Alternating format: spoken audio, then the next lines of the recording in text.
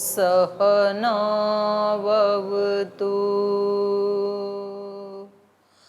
सहनौ भुनक्तु सह वीर्यं करवावहै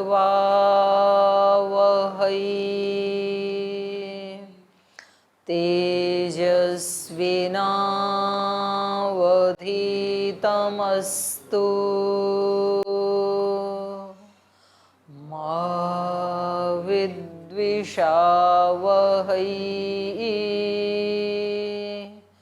ॐ शान्ति शान्ति शान्तिः।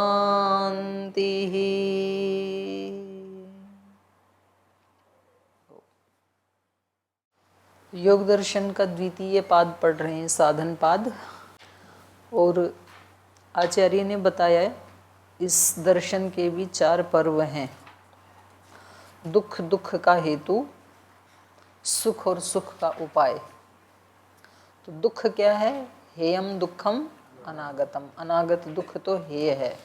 उस हेय का हेतु क्या है? उस दुख का हेतु क्या है? कारण क्या है? दृष्टि दृश्यो संयोगो हेय हेतु।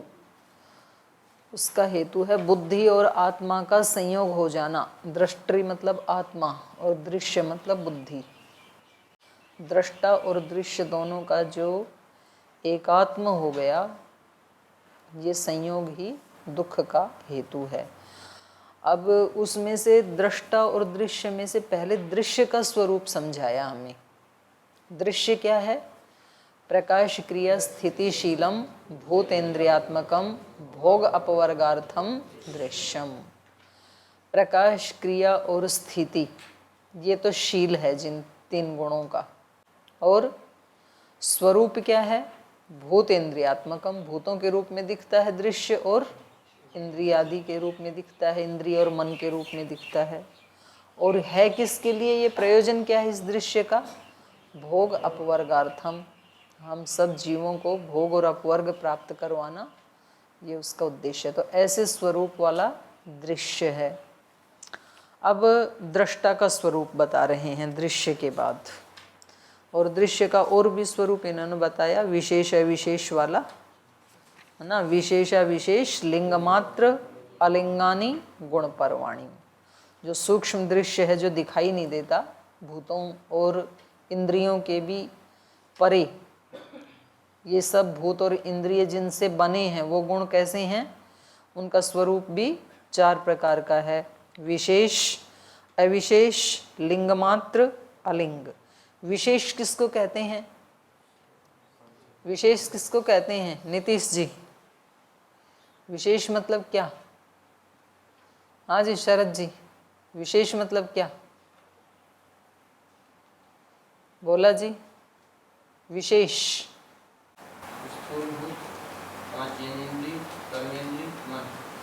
तुम कहाँ रहते हो कक्षा में? तुम्हारे को नहीं पता? नीतीश जी, स्थूल मतलब बोलो।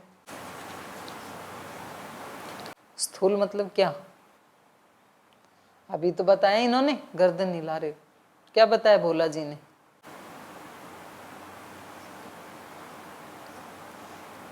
आप यहाँ बैठे हो कहीं और बैठे हो? क्या बोला इन्होंने अभी? क्या बोला शरद जी?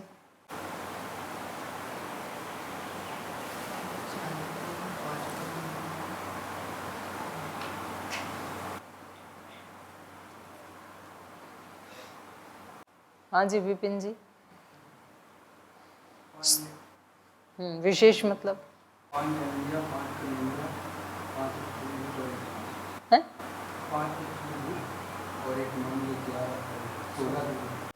क्या बोला नीतीश जी? बोलना।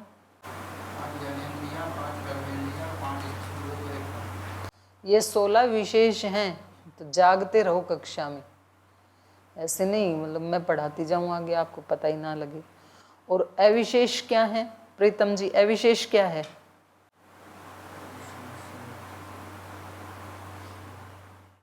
बहुत अच्छे से समझाया था ना उस दिन। अविशेष मतलब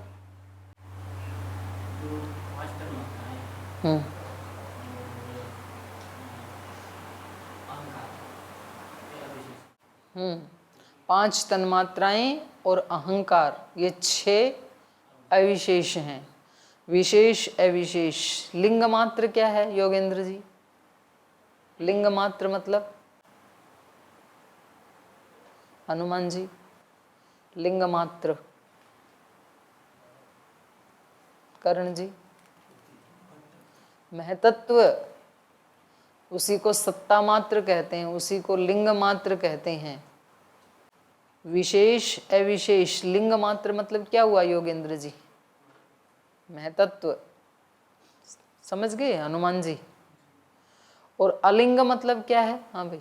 अलिंग मतलब मूल प्रकृति, जो मतलब सम्य अवस्था, जिसका कोई चिन्ह दिखाई नहीं देता, अलिंग। उसी को कहा प्रधान, उसी को कहा मूल प्रकृति। ठीक है, तो ये भूत और इंद्रियों के भी पीछे इन्हीं से बनी हैं भूत और इंद्रियां, तो ये इन्होंने बताया। तो ये यहाँ तक दृश्य पूरा हो गया।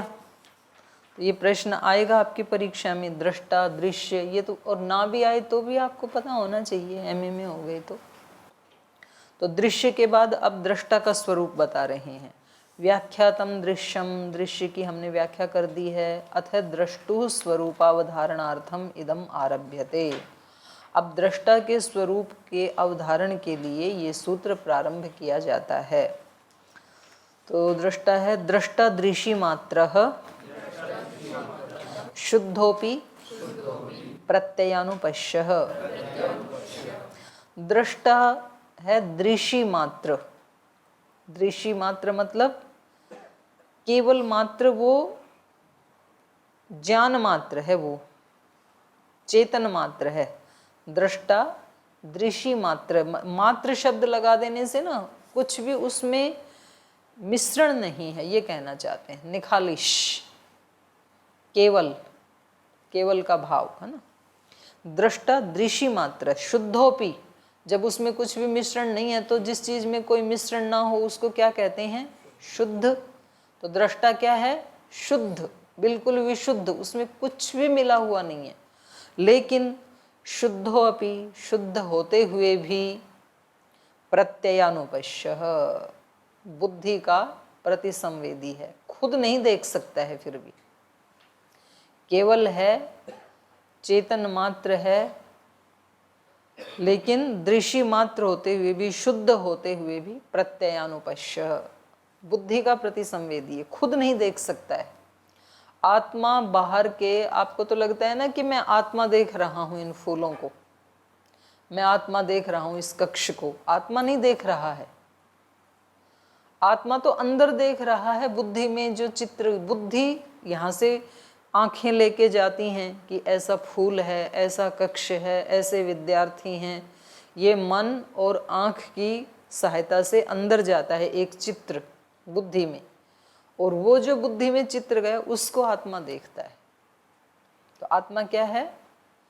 प्रतिसंवेदी, प्रत्ययानुपश्यः, उस ज्ञान का, जो ज्ञान मन और बुद्धि और इंद्रिय के संयोग से हुआ है, उसका देखने वाला है, उसका अनुदृष्टा है, सीधा सीधा नहीं देखता है।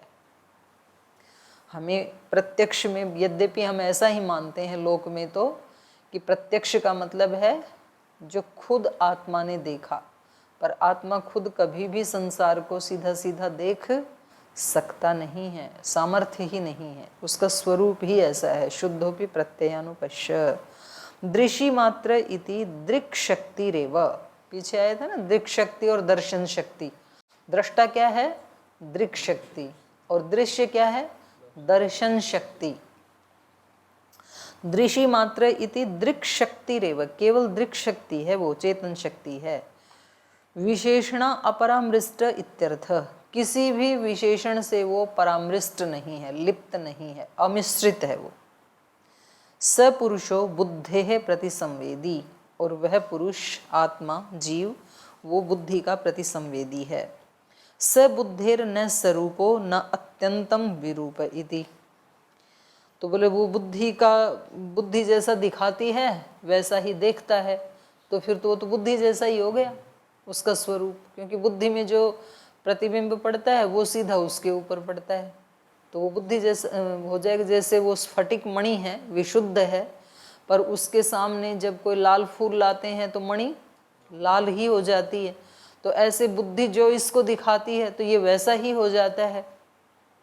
तो इसका मतलब ये बुद्धि ही हो गया ना दूसरा। तो ये कह रहे नहीं, स बुद्धे न स्वरूप, ना तो ये बुद्धि के स्वरूप वाला समान रूप वाला है, और न अत्यंतम विरूप है। बोले समान रूप वाला नहीं है तो फिर विरूप है, उससे विपरीत रूप वाला है। बोले नहीं, अत्यंत विरूप भी नहीं है, ना तो बुद्धि के स्वरूप वाला है, न तो अत्यंत विरुद्ध रूप वाला विरूप वाला है।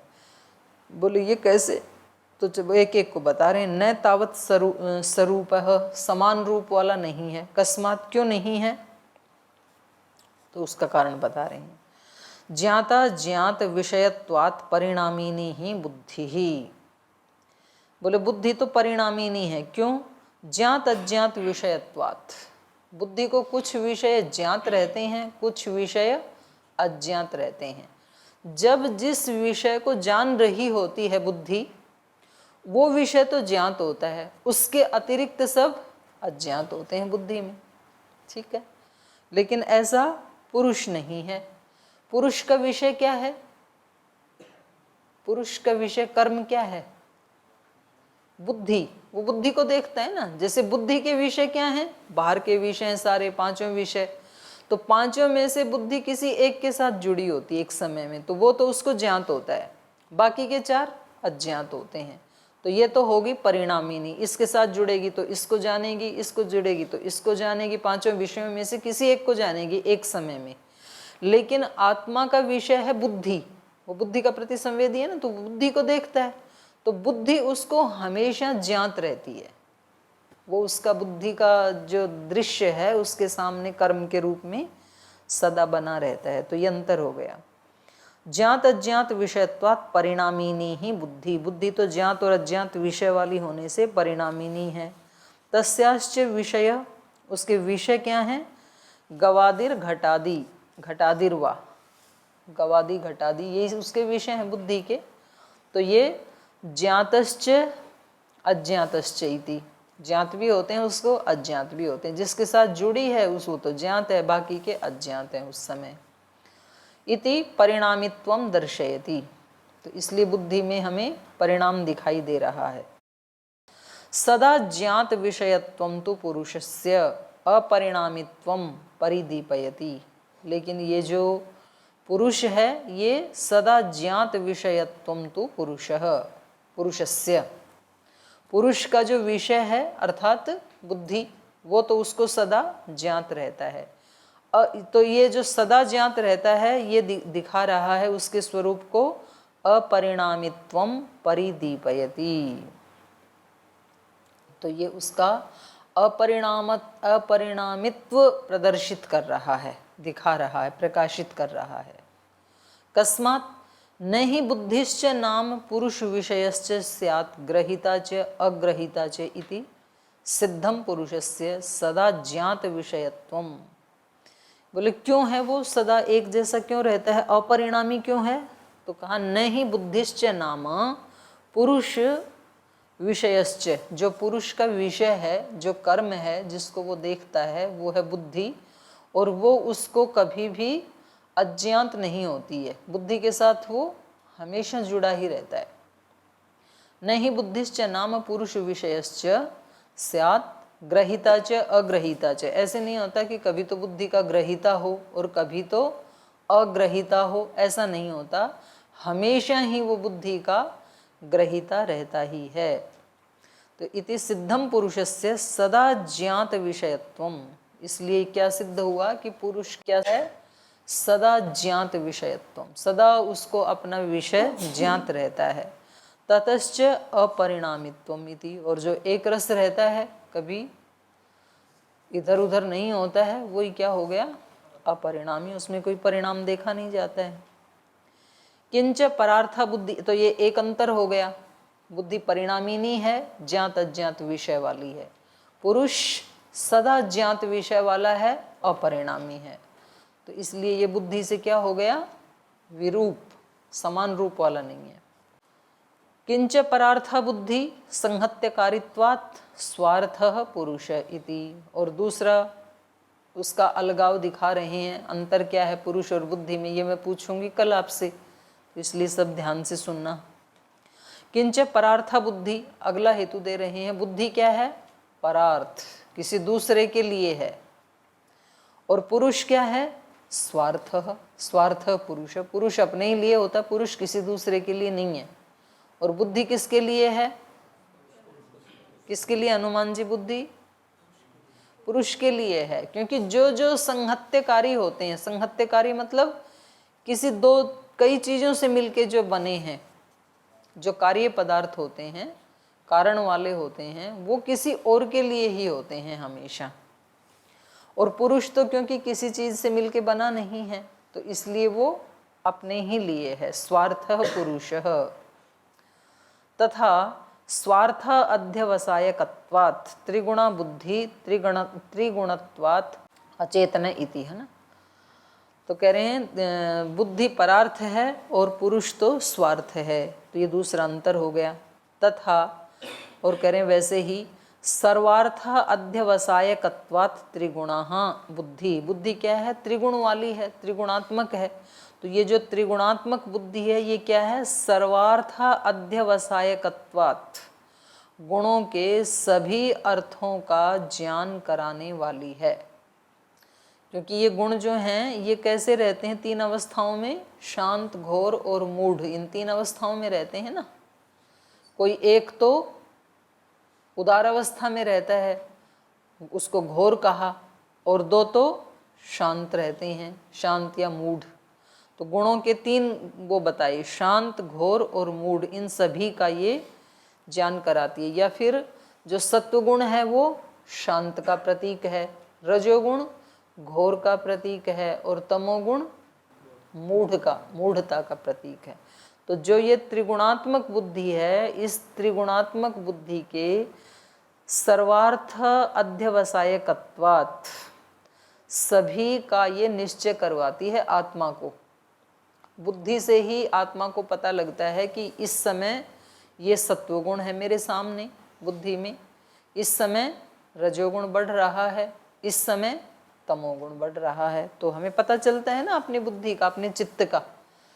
जब हम ध्यान उपासना में हमारा मन लग गया, धारणा में मन लग गया, ध्यान लग गया, तो हमें पता चलता है ना कि इस समय मेरी बुद्धि क्या है?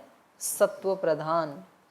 और कभी हमारी ऐसी स्थिति होती है कि हमारा चित्त अत्यंत बेचैन होता है, बहुत परेशान होता है, तनाव युक्त होता है, दुखी होता है, तो हमें पता चलता है कि इस समय मेरा चित्त क्या है? तमोगुण से युक्त है, मूढ़ अवस्था में है। और कभी कभी हमारा चित्त अत्यंत क्रियाशील होता है, अत्यंत उत्तेजनाओं से युक्त होता है, तो पता चलता है कि इस समय मेरा चित्त कैसा है? रजोगुण से युक्त है। ये पता चलता है व्यक्ति को, पर वो थोड़ा एक कदम पीछे हटेगा तो पता चलेगा, देखने वाला बनेगा तो। दृश्य के साथ एक ही हो गया तो फिर देखने वाला कोई है ही नहीं। तो एक देखने वाला होना चाहिए दृष्टा, एक होना चाहिए दृश्य, तब पता चलता है। तो ये इसका अंतर है। ये बुद्धि कैसी है? सर्वार्थ अध्यवसायकत्वात् त्रिगुणा बुद्धि, त्रिगुणात्मक है ये, क्योंकि ये सबका दर्शन करवाती है। तो इसलिए त्रिगुणत्वात् अचेतना इति, त्रिगुणत्व से युक्त होने के कारण बुद्धि क्या है? अचेतन। गुणानाम तो उपद्रष्टा पुरुषः इति, लेकिन ये पुरुष क्या है? इन गुणों का दृष्टा है, वो देखने वाला, इनसे अलग है। अतो न स्वरूपः, इसलिए इनके स्वरूप वाला नहीं है, वो इनसे अलग है, त्रिगुणों से अलग है। तो ये अगला अंतर हो गया। तो कह रहे हैं अस्तु तर्हि विरूप इति, तो ठीक है, फिर मान लेते हैं कि पुरुष बुद्धि से विरूप है। विरूप मान विपरीत रूप वाला है। तो कहा न अत्यंतम विरूपः, बिल्कुल अत्यंत विरूप भी नहीं है, बिल्कुल अलग ही है, कोई भी उसमें गुण मिलते नहीं है बुद्धि के साथ, ऐसा भी नहीं है, अत्यंत विरूप भी नहीं है। कस्मात् शुद्धोपि असौ प्रत्ययानुपश्यः, क्योंकि ये शुद्ध होता हुआ भी इस बुद्धि के ज्ञान का अनुपश्य, अनुदृष्टा है। जैसा बुद्धि दिखाती है ना, तो उस समय तो वैसा ही हो जाता है ना, तो बिल्कुल अलग भी नहीं हुआ। जैसी बुद्धि वृत्ति सारूप्यम इतरत्र, जब अपने स्वरूप में प्रतिष्ठित नहीं होता है तो वृत्ति सारूप्य ही हो जाता है। स्फटिक मणि के सामने लाल फूल लाई तो लाल ही दिखाई देती है, तो उससे अलग नहीं हुई ना, लाल रंग वाली ही होगी, तो रंगी ही गई उससे। तो ऐसा है ये पुरुष भी। शुद्धोपि प्रत्यय अनुपश्य, यतः प्रत्ययम बोद्धम अनुपश्यति, क्योंकि ये प्रत्ययम, प्रत्ययम माने बोद्धम, उस ज्ञान को, जो बुद्धि दिखा रही है उस ज्ञान को, अनुपश्यति, उसका अनुदृष्टा होकर के देखता है। तम अनुपश्यन अतदात्मापि तदात्मक इव प्रत्यवभासते, और उसको देखता हुआ अतदात्मापि, उस रूप वाला न होते हुए भी, त्रिगुण रूप वाला न होते हुए भी, तदात्मक इव प्रत्यवभासते, उसके जैसा ही प्रतिभाषित होता है। यद्यपि स्फटिक मणि लाल नहीं है, लेकिन लाल ही प्रतिभाषित होती है। यद्यपि आत्मा सुख दुख राग द्वेष मोह आदि से युक्त नहीं है, ये सब त्रिगुण के लक्षण हैं, गुण हैं, गुणों के गुण हैं ये, लेकिन कभी उनसे युक्त होता है तो ऐसा ही प्रतीत होता है, और ऐसा बोलता भी है व्यक्ति, मैं बहुत दुखी हूँ, आज मैं बड़ा खुश हूँ, ऐसा बोलता है ना। कुछ मिल जाता है तो, या कुछ छिन जाता है तो आज मैं बहुत दुखी हूँ, ऐसे बोलता है। तो ये उसके रूप वाला सा ही हो जाता है। अतदात्मापि तदात्मक इव प्रत्यवभासते तथा च उक्तम, तो इसलिए कहा है अपरिणामिनी ही भोक्तृशक्ति अप्रतिसंक्रमा च, ये जो भोक्तृशक्ति है, भोक्तृशक्ति माने भोक्ता पुरुष, ये कैसा है, अपरिणामिनी, अपरिणामी होते हुए भी, अपरिणामिनी ही भोक्तृशक्ति अप्रतिसंक्रमा च, और वो शुद्ध है तो किसी चीज़ से संक्रमित भी नहीं होता है। वास्तव में स्फटिक मणि लाल पीली नीली होती नहीं है, उस पर कोई रंग नहीं चढ़ता है, लेकिन वो ऐसी दिखाई देती है। तो ऐसा ही आत्मा है। भोक्तृशक्ति अप्रतिसंक्रमा च परिणामिनी अर्थे प्रतिसंक्रांत एव तद्वृत्तम अनुपतति। परिणामिनी अर्थे, जो परिणामशील जो बुद्धि आदि है उसमें, परिणामिनी अर्थे माने परिणमित होने वाले अर्थ में, अर्थात बुद्धि में, बुद्धि में गिर करके प्रतिसंक्रांता इव, उससे प्रतिसंक्रांत हुआ हुआ सा ये जो दृक् शक्ति है, तद्वृत्तिम अनुपतति, उसी का अनुकरण करती है, सुखी दुखी होती रहती है ये दृक् शक्ति। तस्याश्च प्राप्त चैतन्य उपग्रह रूपाया बुद्धिवृत्तेः अनुकार मात्रतया बुद्धिवृत्त्या विशिष्टा ही ज्ञान वृत्तिरिति आख्यायते। तस्याश्च प्राप्त चैतन्य उपग्रह रूपाया, और ये जो बुद्धि है ये चेतनवत रूप धारण करने वाली होती है। प्राप्त चैतन्य उपग्रह रूपाया बुद्धिवृत्तेः अनुकार मात्रतया, अनुकार मात्रतया माने उस दृष्टा के उपदर्शन या उसके अभिमान मात्र से, अनुकार मात्रतया बुद्धिवृत्ति अविशिष्टा, वो बुद्धिवृत्ति से वो जो दृक् शक्ति है वो अविशिष्ट माने समान दिखाई देती है।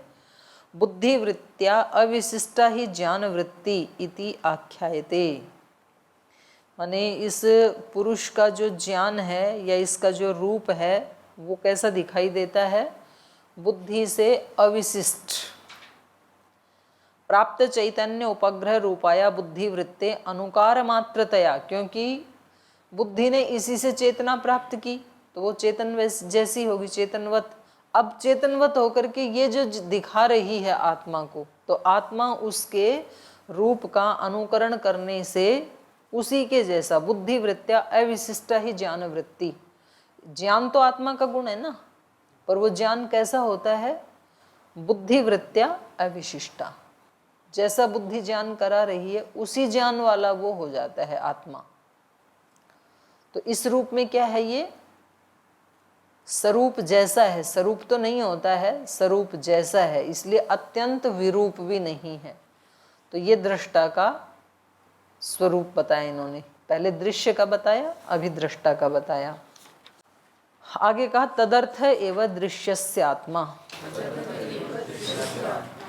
और कह रहे हैं ये जो दृष्टा है जिसका हमने अभी अभी स्वरूप बताया, तदर्थ एवं, इसी के लिए, इसी दृष्टा के लिए दृश्यस्य आत्मा, इस दृश्य का स्वरूप है। ये सारा दृश्य, शरीर, इंद्रियां, मन, बुद्धि और ये सारी सृष्टि, पांचों भूत, ये सब किसके लिए हैं?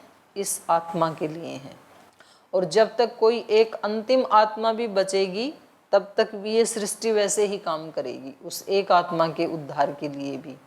तो देखो कितनी बड़ी कृपा है हमारे ऊपर भगवान की, कितना हमारे लिए, कितना बड़ा तामझाम भगवान ने बना के दिया हमें, और हमें पता ही नहीं हमारे लिए कितना बड़ा काम किया है भगवान ने। दृश्य रूपस्य पुरुषस्य कर्म रूपताम आपन्नम दृश्यम इति तदर्थ एव दृश्यस्य आत्मा भवति। दृश्य रूप जो पुरुष है, दृष्टा रूप माने दृश्य का जो साक्षी रूप पुरुष है, ये बुद्धि उसका कर्म बनता है।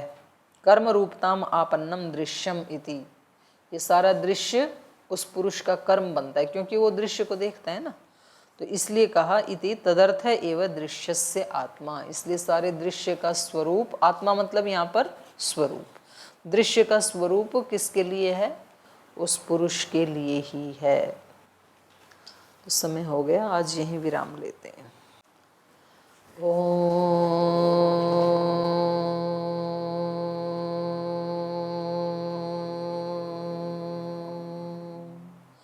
शांति शांति शांति।